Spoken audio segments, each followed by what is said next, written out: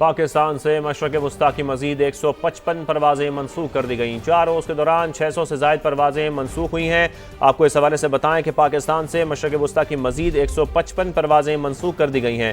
اس سے مزید بات کریں گے اپنے نمائندے جاوید اصغر چودھری سے۔ جاوید، کیا صورتحال ہے اس وقت؟ جی، خطے میں کشیدگی کے بعد پاکستان سے مشرق وسطیٰ کی آج بھی 155 پروازیں منسوخ کر دی گئی ہیں، جن میں کراچی کے 38، لاہور کی 32، اسلام آباد کی 36 پروازیں شامل ہیں۔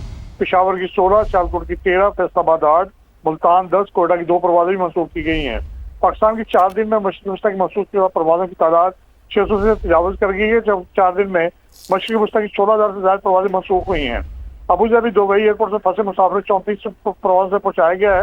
اتحاد ایئر نے 34 پروازیں فلائٹ آپریشن آج دوبارہ دبئی تک بند کر دیا ہے۔ ایمریٹس میں دبئی سے 16 پروازیں روانہ کی اور کچھ کی واپسی ہوئی، جبکہ ایک پرواز میں 160 مسافروں کی اوسط سے 20 لاکھ مسافر متاثر ہیں۔ آج بھی 8 ملکوں کی فضائی حدود اور فلائٹ آپریشن بند ہے۔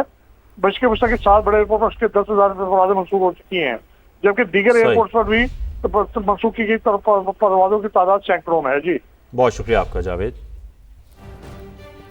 کہ افغان سرزمین سے پنپتی دہشت گردی عالمی سطح پر تشویش کا باعث بن گئی ہے۔ افغانستان میں دہشت گرد گروہوں کی محفوظ پناہ گاہوں سے پورا خطہ متاثر ہو رہا ہے۔ افغان طالبان کی زیر سرپرستی سرحد پار دہشت گردوں کے حملے اور دراندازی معمول بن گئی ہے۔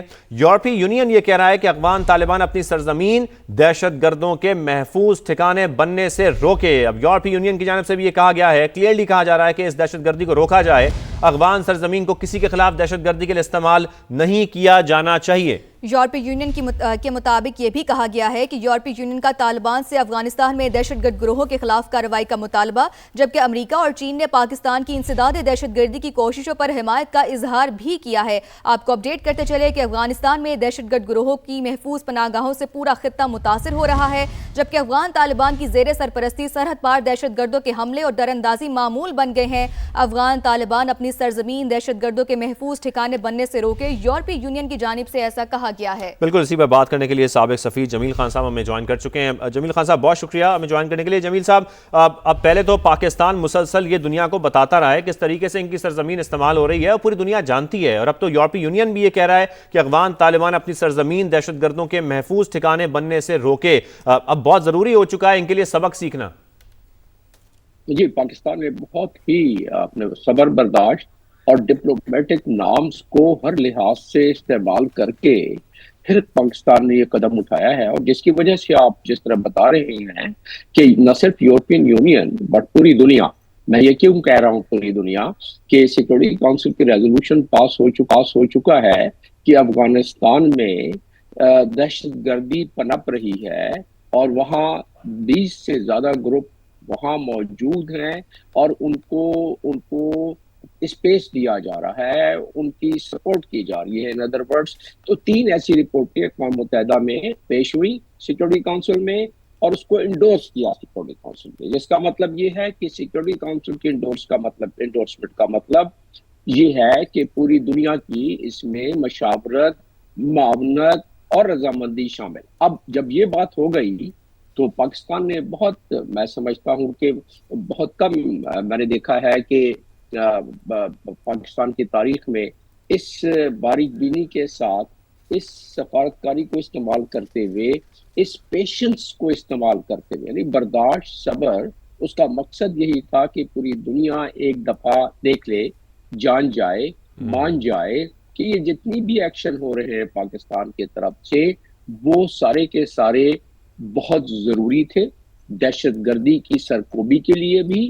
دنیا کا مفاد اس میں اس لیے ہے کہ مانیٹرنگ ٹیم اور رشین انٹیلیجنس رپورٹ جو کہ تقریباً 1 ہفتہ پہلے شائع ہوئی ہے، اور 3 ماہ پہلے امریکن انٹیلیجنس رپورٹ شائع ہوئی ہے، اس میں بھی یہی بتایا ہے کہ ان دہشت گرد گروپوں کو اگر سرکوبی نہ کی گئی تو پوری دنیا کو اس سے خطرہ ہے، خاص طور پر یورپین ممالک کو۔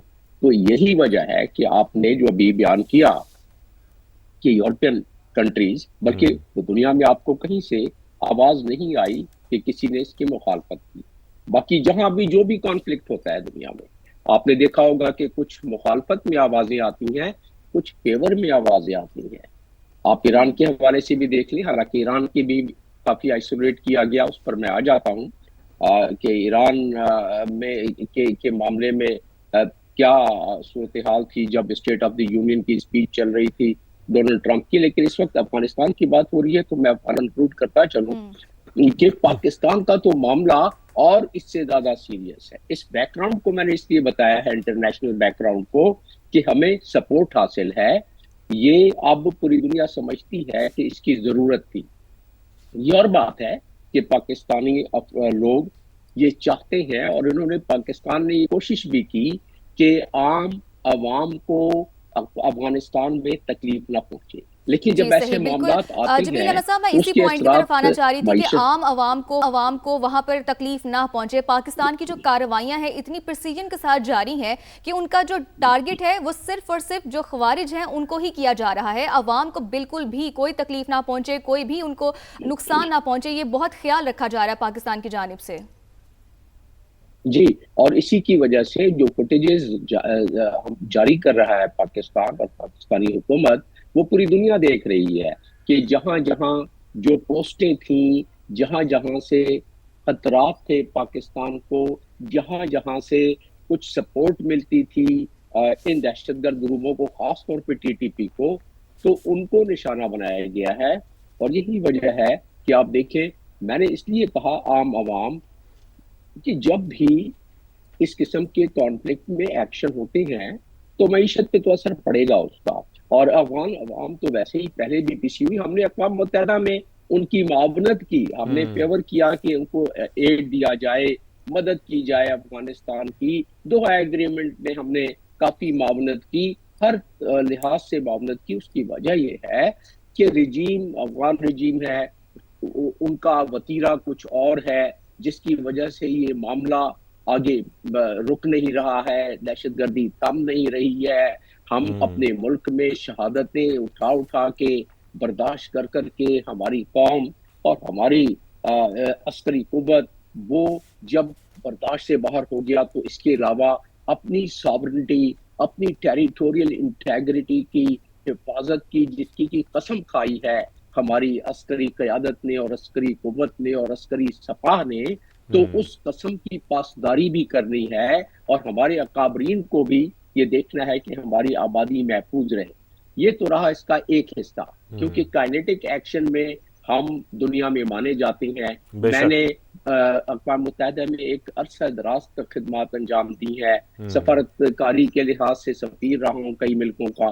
تو میں نے دیکھا ہے کہ پاکستان کی کائنیٹک ایکشن بڑے خوبصورت طریقے سے ہوتا ہے. اور آئی ایس پی آر کے ڈی جی نے بھی اس کا ذکر کیا کہ جو ایکشن ہے وہ تو چلے ہم کرتے ہیں، لیکن وہ جو نیشنل ایکشن پلان جس کا اب پچھلے 4-5 دن سے دوبارہ بھرپور طریقے سے ذکر ہو رہا ہے، اس میں کمائیگی رہ گئی تھی، جس کی وجہ سے ہمیں انٹرنلی کچھ پرابلم ہوئے، جو کہ انٹرنلی ہم جس لحاظ سے کنٹرول کر سکتے تھے دہشت گردی، اس میں تھوڑی سی کافی کمی رہ گئی.